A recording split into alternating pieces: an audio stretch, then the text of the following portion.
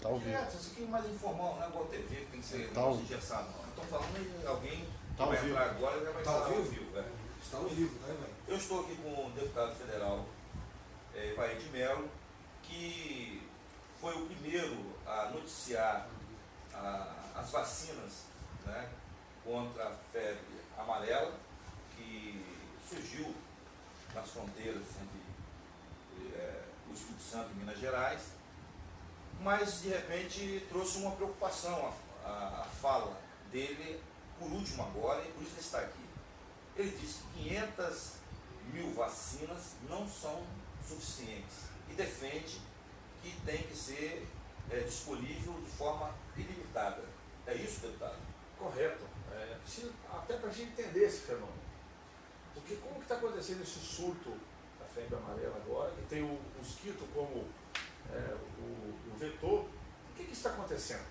Tecnicamente, até porque pela minha própria formação de técnica agrícola, presidiu em Capé, e nós temos a vivência no dia a dia de trabalhar com pragas de doenças, não pragas de doenças humanas, mas infestações de mosca, de chifre nos animais, doenças no tomate, doenças no café, no abacate, no abacaxi. E quando é que aumenta esse surto de doenças? Até para conversar com a população, para ver que uma coisa tem relação com a outra. Mas essa, desculpa, deputado, mas eu tenho que interromper.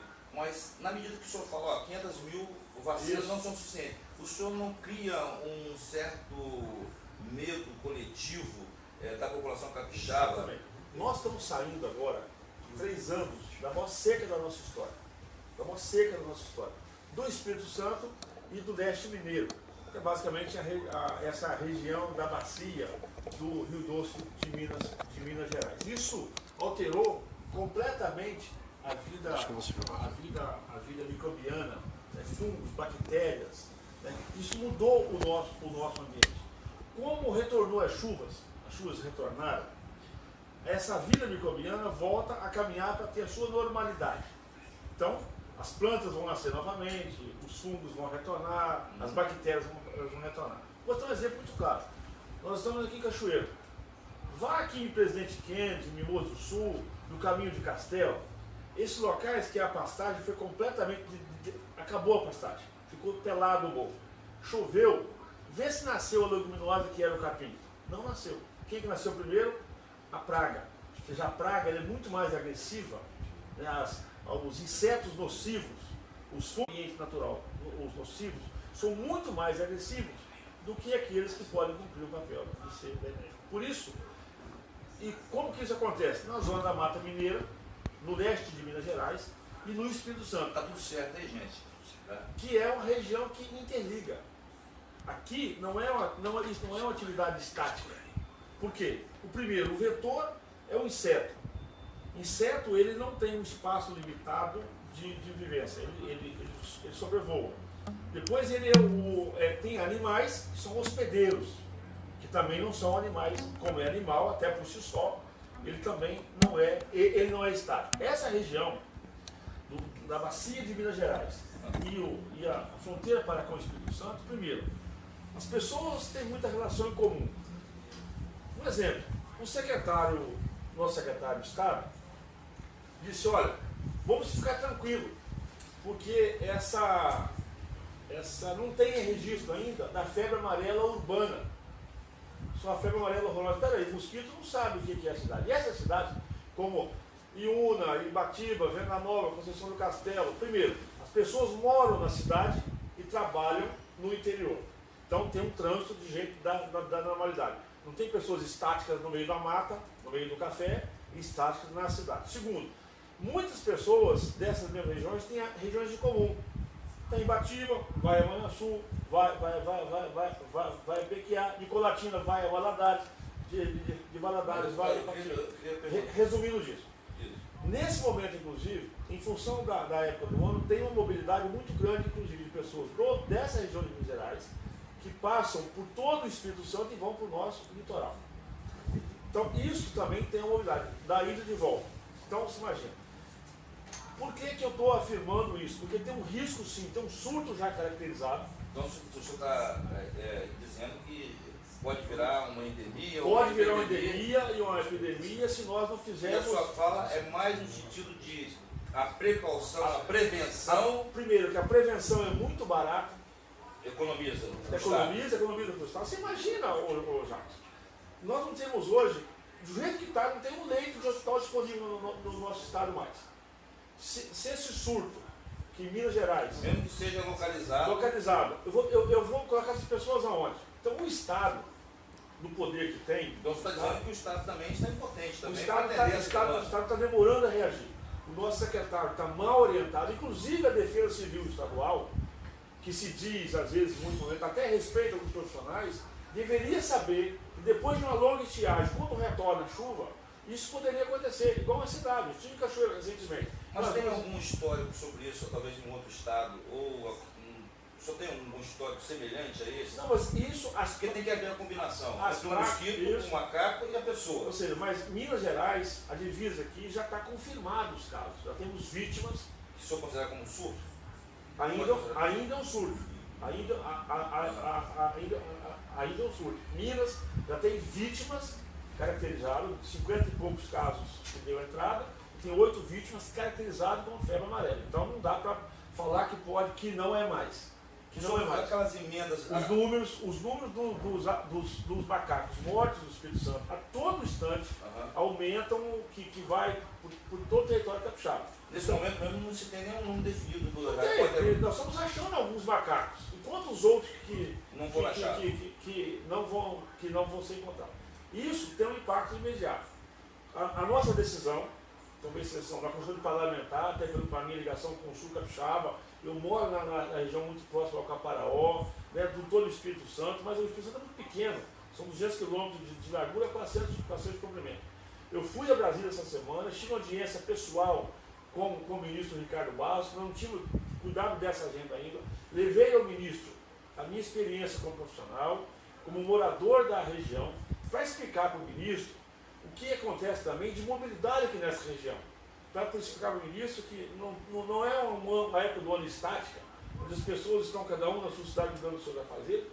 Pela estação do ano, a mobilidade não só do turismo, das pessoas que vão explicar para o ministro que nessas regiões tem pessoas que têm propriedade, que moram em Guaçuí, e tem propriedade em Espera Feliz, moram em Batiba, tem propriedade em Manhuaçu, moram em Colatina, e tem propriedade ali no Vale do Aço, Minas Gerais, de animais de pessoas, que era muito barato fazer uma ação preventiva, sem nenhum transtorno. Então, Cachoeiro corre risco também, Vitória, qualquer cidade de Espírito Santo corre risco. Nós estamos expostos. Baseado nessa exposição. Nós estamos expostos, eu estou convencido disso, por isso que nesse caso do monitoramento de praga e doença, a ação é preventiva.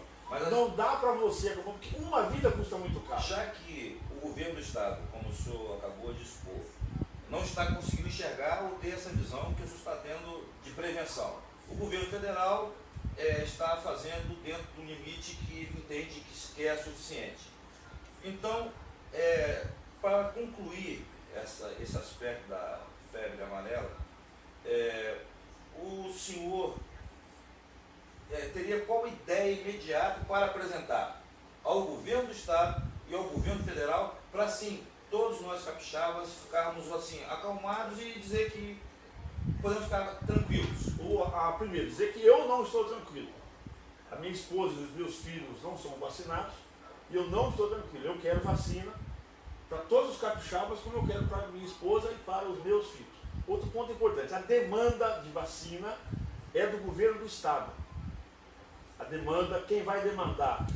É responsável? Eu responsável. Eu tenho a palavra do ministro Ricardo Barros. Tudo aquilo que for demandado, ele vai... a União atende o Estado imediatamente.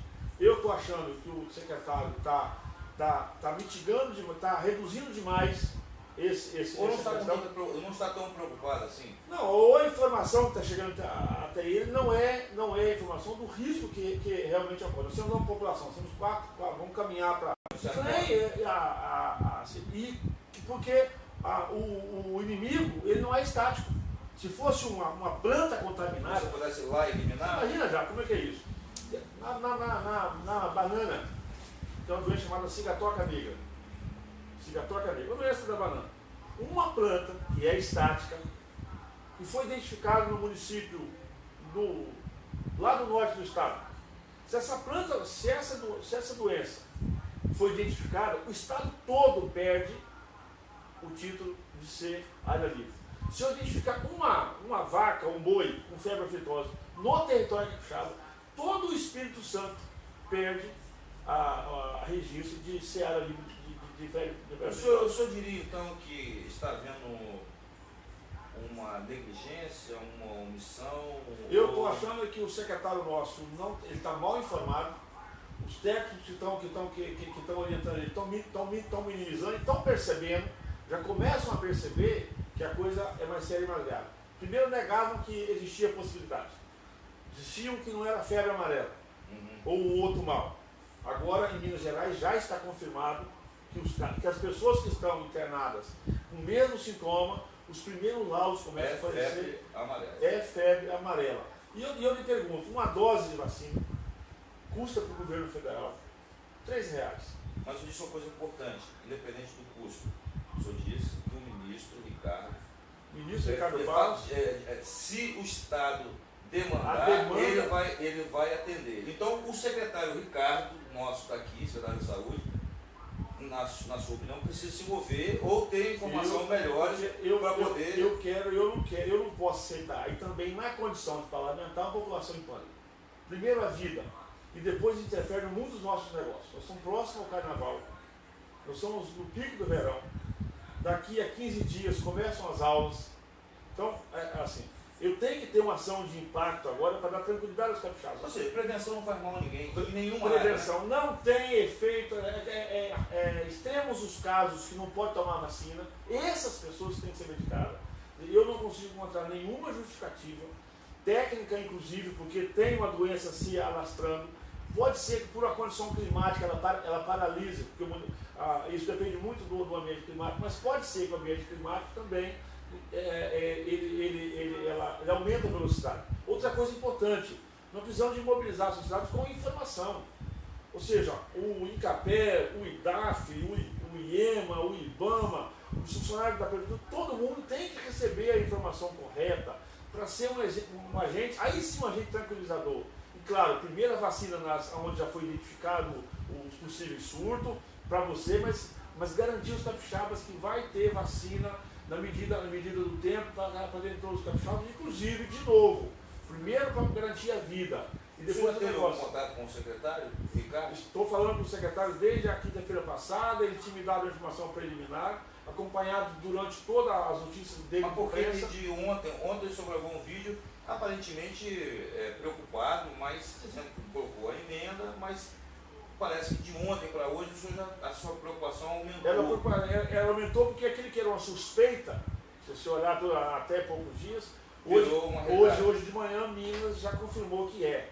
Então não tem suspeita de contaminação. Suspeita de contaminação, com caso confirmado. Constatação. Contaminação e Minas Gerais é do lado aqui do Espírito Santo. Volto a dizer, qual é o impacto disso no nosso dia a dia? Voltam-se as aulas, o fluxo de verão das pessoas que estão no nosso litoral começam a tomar um susto, porque não está vendo nenhuma ação para tranquilizar. Começa a suspensão, por exemplo, do verão, de hotéis, de casas alugadas, as pessoas estão em pânico. E nesse momento, a única forma de pânico é garantir que vai ter vacina às pessoas. Não tem que criar pânico, tem que ter atitude política, visão de estadista de Estado, trazer a tranquilidade, porque não vai faltar vacina. As nossas emendas eram no sentido assim, esses nossos recursos, abrir mão de todas as emendas, não tem nada de maravilha, não, é obrigação minha.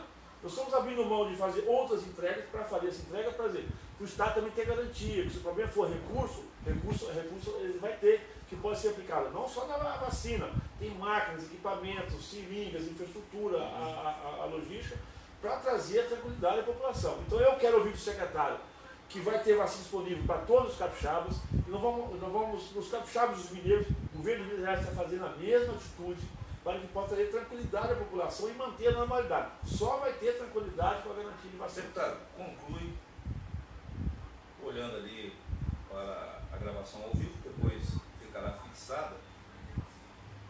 Eu gostaria que o senhor falasse com o secretário do Estado. Eu quero pedir ao secretário do Estado, Ricardo Oliveira, que ouça o nosso apelo. Eu sei da seriedade com que ele trata os fatos, mas possivelmente a informação que está chegando até ele é uma informação que está deixando os milhares de capixabas em pânico. Quero fazer um pedido, um apelo ao secretário Ricardo. O governo federal nos garantiu, estivemos lá pessoalmente com o ministro Ricardo Barros, que nos garantiu que tudo aquilo que for demandado da União, a União vai disponibilizar ao Estado. As minhas emendas estão à disposição da Secretaria de Estado de Saúde para fazer o investimento necessário que for para poder trazer essa estabilidade. Então eu queria pedir ao secretário Ricardo que explicasse para a sua equipe técnica a necessidade que só vai ter tranquilidade aos capixabas se tiver vacina disponível para todo mundo. Está atrapalhando a vida, está atrapalhando a mobilidade, isso vai interferir na economia do Espírito Santo. Então é um apelo de um capixaba, né, que mora no interior, não tem febre amarela urbana, não tem febre amarela rural. As pessoas são uma só. Às vezes eu ouço isso como se morar no interior e no rural fosse castigo. Não. Nós também queremos trabalhar. Eu quero que o homem vá tirar leite de manhã com tranquilidade, vá para a sua lavoura com tranquilidade e assim possamos voltar à normalidade. É só a vacina. Vacinou, vamos tomar outras ações. Não há nenhuma justificativa, nenhum motivo para não vacinar. Não vai faltar recurso, não vai faltar vacina. Precisamos que a secretaria seja assim, muito objetiva. Traga essa tranquilidade, porque a coisa só vai aumentando. Desde a semana passada, quando nós entramos no tema, a coisa só foi se alastrando. A cada macaco morto, a cada notícia que passou macaco, as pessoas estão em pânico. E esse pânico vai ser reduzido com a vacina disponibilizada para todos os capixabas. Então fica o meu apelo, secretário, vamos disponibilizar a vacina a todos os capixabas, trazer a tranquilidade, trazer a normalidade e assim vamos tomar outras providências para que o Espírito Santo possa voltar a ter normalidade, porque não está fácil andar por esse interior com as pessoas assustadas. Eu agradeço a fala e a informação do deputado federal e a gente sempre vai se colocar à disposição com o nosso canal de informação para qualquer esclarecimento maior. E a gente espera que esse apelo que o senhor acabou de mencionar para o secretário seja atendido, porque realmente a prevenção é muito mais econômica para o Estado. Perfeitamente.